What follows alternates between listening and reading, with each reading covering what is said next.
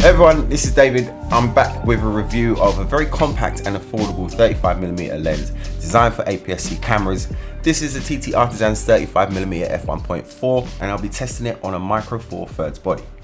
So I find this lens to be very interesting. 35mm is a popular focal length in full frame terms.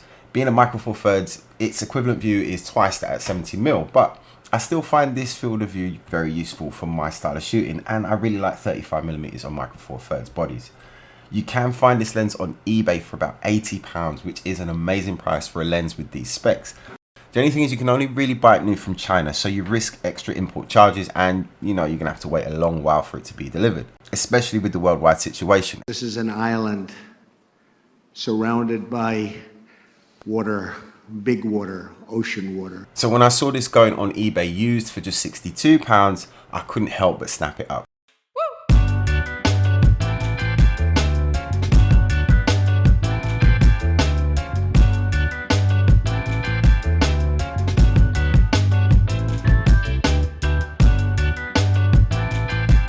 I have decided to hold this lens to pretty high standards during this review.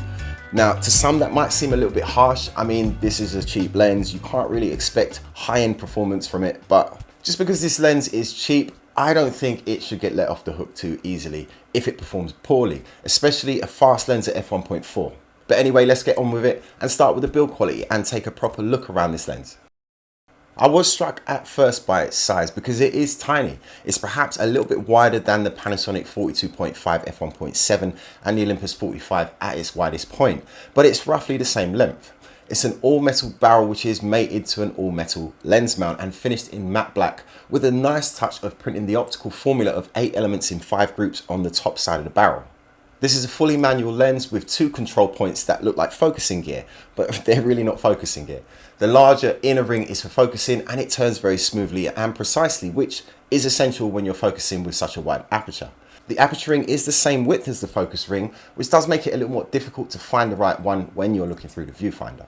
It has a range from f1.4 to f16 with quite soft clicks along the way, so it's not ideal for filmmakers, but at least those clicks shouldn't really be too audible if you decide to change aperture while recording. It has an awkward filter thread size of 37mm. Wrong. Which I found quite annoying as I just don't have anything that small, not even in a step-up ring kit. And it feels like the only reason that it is that small is to accommodate the cone-like aesthetic, which, although isn't classically beautiful, I do kind of like. The lens cap is a screw-on type thing, again, very unusual.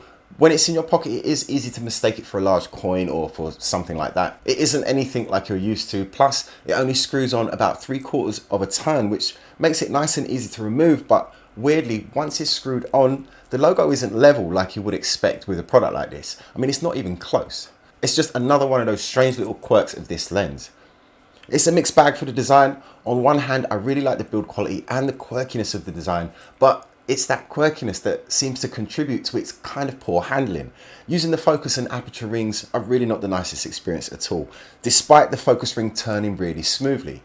It is great that it's all metal, an attempt at making something unique looking, but it's done at the detriment to the actual handling. And as novel as those controls are, they're really no fun to use.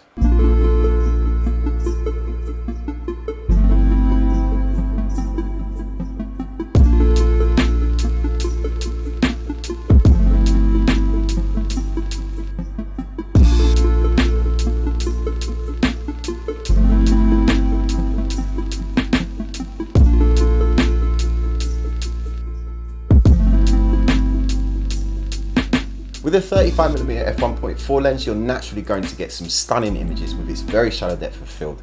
Being a 70mm full frame equivalent, it is a useful focal length for portrait photography on a Micro Four Thirds body. From f1.4, we do see some softness in the middle of the frame and pretty low contrast, but that is sort of to be expected with such a wide aperture, and honestly, it is way sharper than what I was expecting it to be.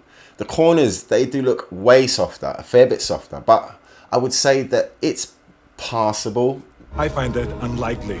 But it's definitely not a lens that you would be confident shooting at f1.4, even for semi-professional work, because it's really soft, unless that is the look that you're going for. Stopping down to f2 mainly sorts out the contrast issue and gives you a little bit more usable sharpness. The corners are still pretty soft. Things do improve a little bit as you stop down further. At f5.6, things are reasonably sharp all round. It does close down to f8 after that and then straight down to f16.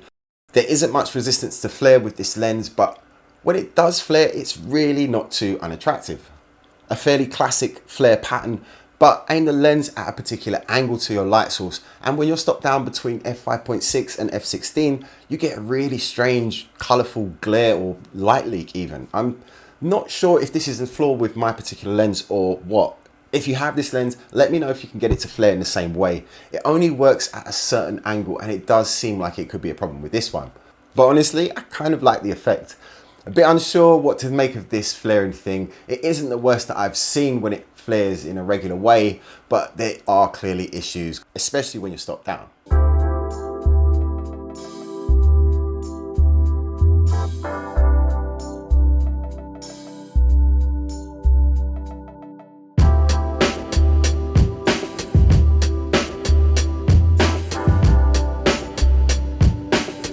So let's talk about the bokeh, because that is the main reason people buy a lens like this. It's smooth, it's not too busy. At f1.4, the background is really blurry, almost, but not quite, compressing everything smoothly away into nothing. I've really got no issues with the bokeh quality with this lens, which is great. If you're gonna drop £60 on a fast lens like this as a portrait lens, then I think I prefer this focal length to the longer 42.5 Panasonic. It's a bit wider, but the extra speed it gives you will give you similar subject separation. The difference is wide open. You can rely on the Panasonic wide open, you just can't on this. But of course, the TTArtisan is not going to produce the same kind of quality as the Panasonic 42.5. But at the same time, it is a 35mm F1.4 and it does produce stunning images.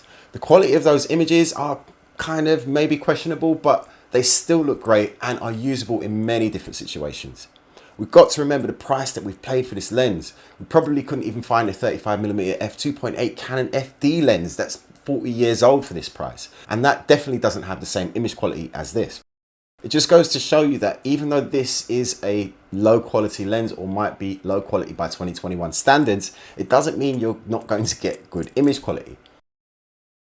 Overall, I really like this lens. It does have a great build quality and it does have a few quirks and flaws to it that are a little bit strange, but it's all forgivable considering the price that you pay for this lens. Okay, image quality could be better, and if I'm shooting professionally, I would definitely not use this lens. I would use the Panasonic 12-35 f2.8 almost every single time. But I can imagine times when using this lens would be useful.